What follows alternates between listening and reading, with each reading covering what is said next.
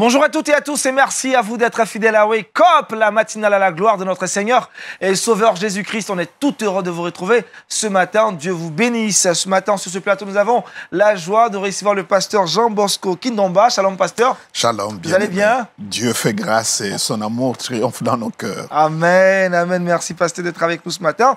Pour l'heure, on va méditer ensemble de chez vous à la maison, en famille, entre amis. Prenez vos différentes Bibles, vos carnets de notes, vos calepins. On y va maintenant, donc méditons ensemble.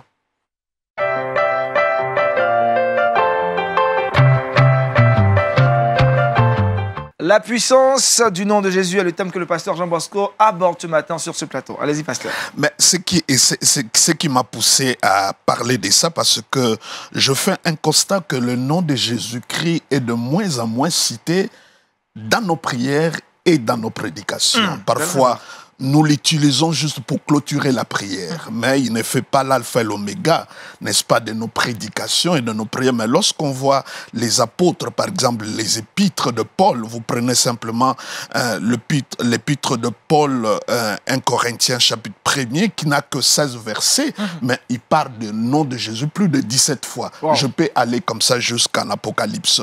Mais là, ce matin, je voulais bien partager avec nos amis qui nous suivent sur un texte qui me tient vraiment à cœur sur Actes chapitre 3.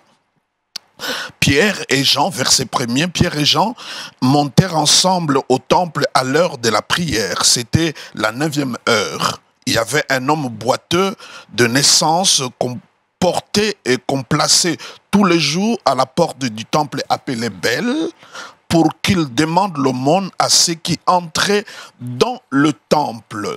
Cet homme, voyant Pierre et Jean qui allaient y entrer, leur demanda l'aumône.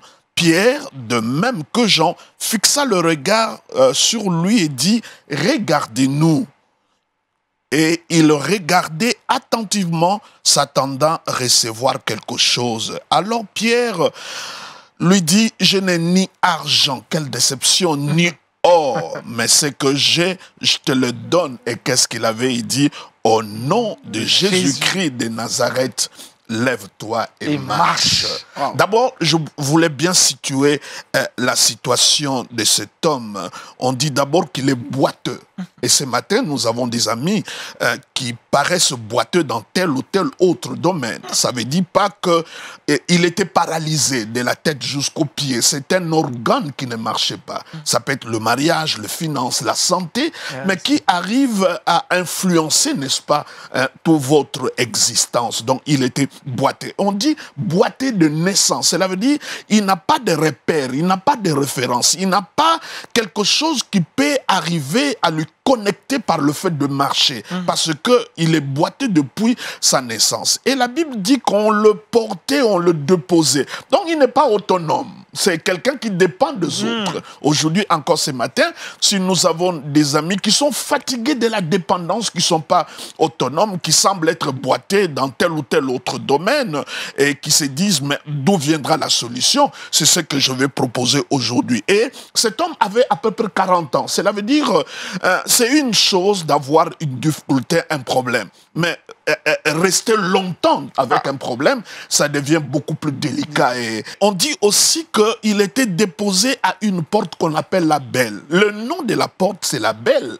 Mais lui, sa situation n'est pas bonne. Donc, il y a une équation entre lui et l'emplacement. Donc, tu peux être une belle femme, mais tu n'es pas dans un beau mariage. Tu peux être quelqu'un qui est bourré de diplômes, mais le travail, tu n'es pas rémunéré comme il faut. Donc, toi, la place, elle est bonne. Tout le monde estime que non, tu es heureux là où tu es, mais la condition dans laquelle tu te trouves ne te permet pas d'être heureux. On dit il est boiteux, mais la porte était la Belle. On dit aussi qu'on le déposait tout le jour. Cela veut dire, c'est une chose avoir un problème, perdre son mari, son enfant, ne pas avoir un travail. Mais ce qui n'est pas bon, c'est rendre cela comme une institution. Cela veut dire, ils ont institutionnalisé le problème. boiteux, oui, mais faire ça comme un business, une affaire et monter beaucoup de gens aujourd'hui parce que tu as perdu ton père, ta mère, ou tu es divorcé, ou tu as une situation malencontreuse,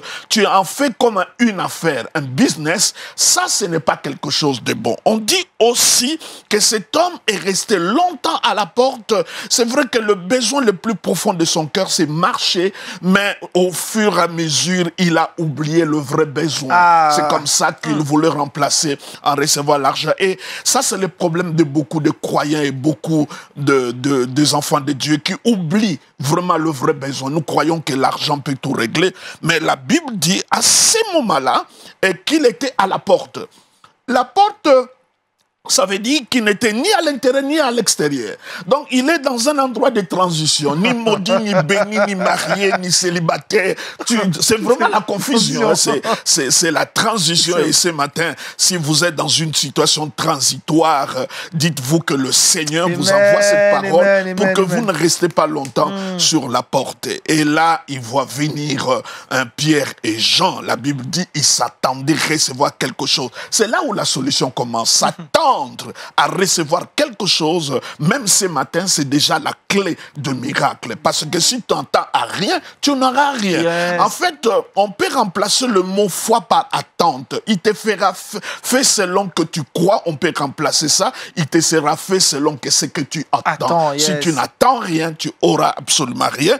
Il s'attendait à recevoir quelque chose. Alors, quand Pierre et Jean arrivent, là, je conseille aussi aux amis, Pierre et Jean, c'est deux personnages différents. Ils ont des caractères différents, des tempéraments différents, des âges différents. Ça ne veut pas dire parce qu'on est différents qu'on ne peut pas marcher ensemble. Donc, Pierre et Jean se retrouvent là et je vois le paralytique qui regarde et qui s'attend à recevoir de l'argent. Et Pierre et Jean qui disent, nous n'avons ni argent ni or, mais ce que nous avons. Et d'abord, il a dit, regardez-nous attentivement. C'est vrai que ne regardez plus le temple là où tu es, parce que la gloire a déjà quitté, parce que quand Jésus s'est expiré à la croix, n'est-ce pas, la gloire a quitté le temple.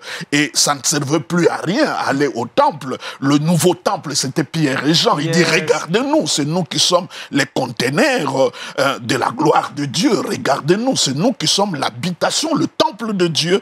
Et je dis à tous les croyants, vous devez bien le croire que vous êtes l'adresse de Dieu, vous êtes l'habitation et Dieu réside en vous. Et ça, c'est quelque chose d'extraordinaire. Regardez-nous attentivement et il dit, nous n'avons ni or. Cela veut dire c'est que l'or ne peut pas te donner, c'est que l'argent ne peut pas te le donner, mais on a un secret au nom de Jésus-Christ. Et quand on parle nom, c'est la nature. Quand on parle nom, c'est la personnalité. Quand on parle nom, c'est la propriété. Par exemple, le prénom, j'ai oublié, c'est Aniel. Aniel. Si je dis Aniel approche, ce n'est pas le nom qui va approcher, c'est la personne. Et quand vous vous approchez, vous n'allez pas venir sans lunettes. Vous allez venir tel que vous êtes là. Donc quand tu dis le nom de Jésus, ce n'est pas le nom. C'est la personne du Christ qui vient. Et il dit au nom de Jésus-Christ, lève-toi et marche. Et un miracle s'est fait, le gars s'est marché. J'espère aujourd'hui, ce matin, ceux qui écoutent cette parole vont expérimenter aussi ce miracle. Amen. Au nom de Jésus-Christ. Amen, amen. Merci beaucoup, pasteur. La puissance du nom de Jésus. Pasteur, vous l'avez dit dans vos propos dans l'introduction que beaucoup d'assemblées, même de prédicateurs aujourd'hui, n'utilisent plus forcément le nom de Jésus. Selon vous, qu'est-ce qui pourrait expliquer cela? Je vais beaucoup dans des conférences, surtout.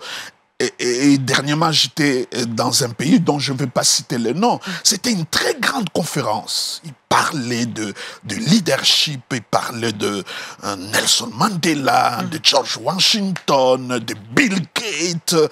Et 30 minutes, 1 heure, j'entends pas le nom du Seigneur. J'ai commencé à larmoyer.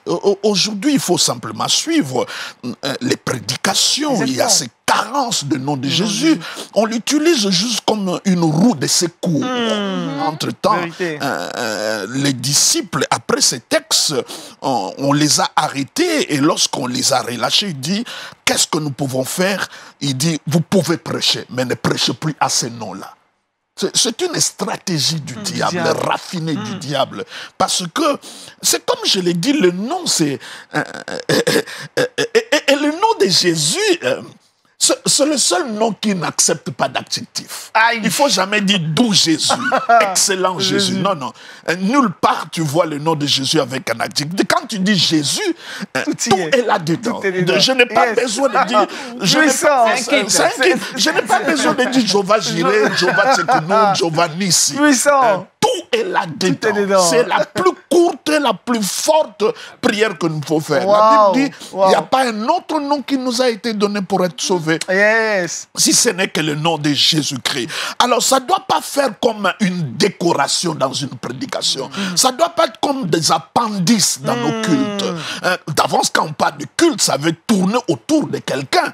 Et c'est autour de lui que nous tournons, de la personne de Jésus-Christ. Et quand il dit, à son nom, nous chasserons le diable, en fait, il voulait dire, lui, il connaît ma réputation. Va lui dire à mon nom. Et quand on dit, Jésus le dit, tout ce que vous demanderez au Père en mon nom, ça veut dire, quand je dis Père, au nom de Jésus, ça veut dire Père en lieu et place de Jésus. Ça veut dire, dès que je dis Père, au nom de Jésus, ce n'est plus Jean Bosco qui parle. C'est Christ qui parle à ma place.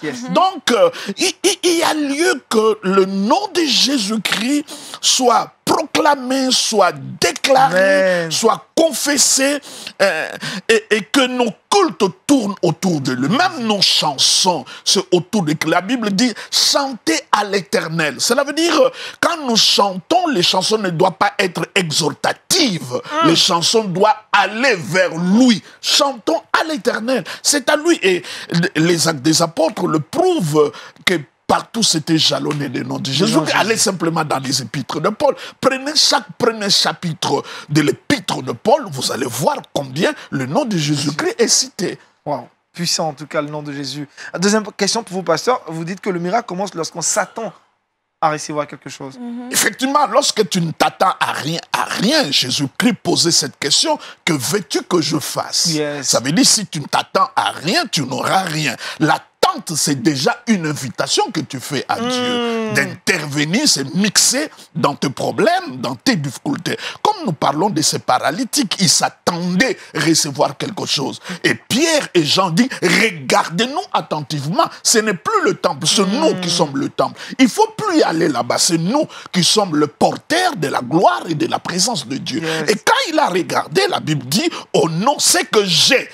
C'est que Jean Bosco a, c'est le nom de Jésus. Il dit, c'est que j'ai, je n'ai pas ni or ni argent. Même si je n'ai pas or, je n'ai pas l'argent, ce que j'ai est supérieur à l'argent et à l'or. Et c'est quoi? C'est le nom de Jésus. C'est le nom de Jésus. Parce que justement, comment attendre quand le miracle tarde à venir? Aujourd'hui, c'est un chrétien. Ça ne doit pas tarder. Ça ne doit pas tarder. Ça veut dire qu'il n'y a pas la foi. Wow. Il n'y a pas. La Bible dit, maintenant la foi.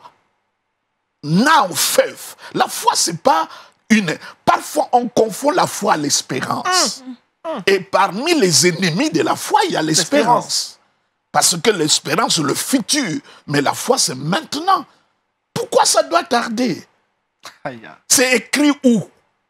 Qui a dit ça? Mais quelqu'un me dira, non, Dieu a dit à Habakkuk, attends-le. Mais Habakkuk, c'est un prophète rebelle. Il faut lire le texte. Il dit, Dieu, jusqu'à quand tu feras ceci? C'est quelqu'un qui est dans le romantrance. Il est en train de vociférer. Et Dieu lui dit, monsieur, attends à ta pause. Mais moi, je ne suis pas Habakkuk. Oh yes!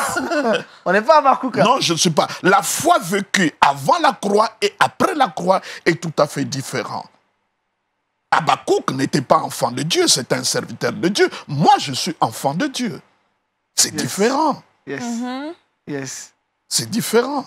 S'ils devaient attendre, oui, parce que leur parole, parce que nous avons trois paroles. Il y a la parole qui a été dite à Moïse, c'est une parole avec des conditions. Si tu obéis, tu auras ceci. La parole qui a été dite à Abraham, c'est une parole avec des promesses, je te bénirai. Mais la parole qui a été dite à Jésus, c'est oui et amen. Il n'y a pas l'attente. C'est oui et amen. Puissant ce matin, en tout cas, on est béni. Tonton Léon, une question, parce que là... Laetitia Tonton Léon. Voilà, juste... Le pasteur est en train de secouer Il ce secoue matin. ce matin. Il remet beaucoup de paradigmes. Positivement, pasteur. Il remet des paradigmes. Il faut attendre, on l'attendait. Non, pourquoi attendre? Oui, c'est maintenant. C'est maintenant. Si c'est pas maintenant, c'est quand? C'est quand? Si c'est pas aujourd'hui, c'est où? C'est où? C'est quand? Si c'est pas ici, c'est où? C'est bien pour ça que Jésus-Christ est venu payer. Voilà, le pasteur disait quelque chose qui m'a... Je veux le dire, parmi l'erreur que nous faisons, les chrétiens se comportent comme des enfants de promesse. Mais nous sommes les enfants des acquis. Christ a accompli les promesses.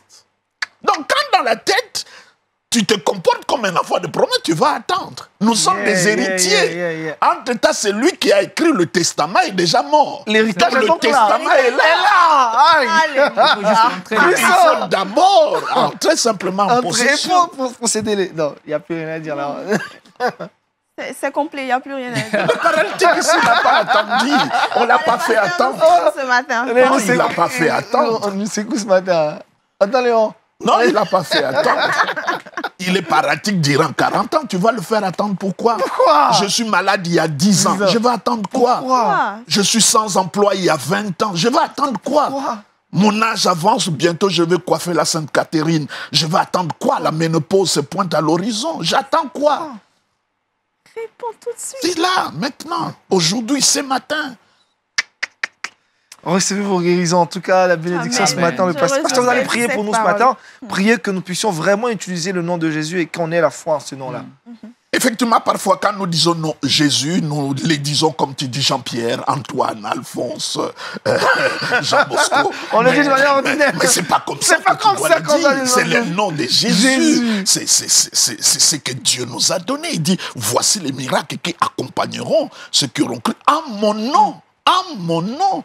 Il y a un contenu là-dedans. Mais quel est le contenu que tu donnes à ce nom? Pourquoi vous l'utilisez que pour clôturer la prière? Pasteur, vous allez bénir cette journée. Priez. Amen. Allez-y, pasteur. Oh Père, au nom de Jésus-Christ, nous célébrons ton nom. Regarde ton peuple qui nous suit ce matin. Il y a des gens qui languissent, qui ont des problèmes, des difficultés, Seigneur. Laisse que par ton nom, Seigneur, que quelque chose se passe. Qu'ils obtiennent la grâce, le miracle et que les choses changent. Amen. Je te le proclame au nom de Jésus-Christ. Amen. Au nom de Jésus-Christ. Va de mieux à mieux. Au nom de Jésus-Christ. Excelle dans ce que tu fais. Au nom de Jésus-Christ. Amen. Triomphe de tes épreuves. Au nom de Jésus-Christ. Sois guéri. Au nom de Jésus-Christ. Au nom de Jésus. Amen. Amen. Amen.